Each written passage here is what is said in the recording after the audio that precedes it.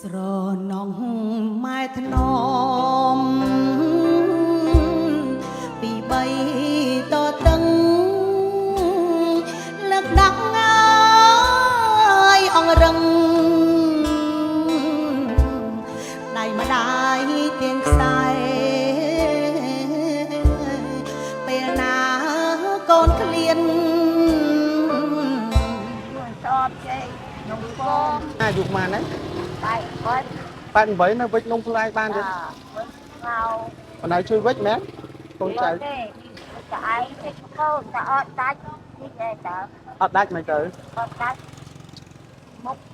ពូតើបើចង់ឲ្យខ្ញុំជួយទិញមែនចាជួយទិញទាំងអស់អីពូអត់ជួយទិញម៉ែទាំងអស់ទៅព្រោះក៏ស្រមើម៉ែនៅតែទ្រាំញើហើយនឹងឈាមកាត់ទៅវល់ក្អមកូនជូម៉ើយកូននោះម្ដាយលៀងកុំស្ងួតដៃហា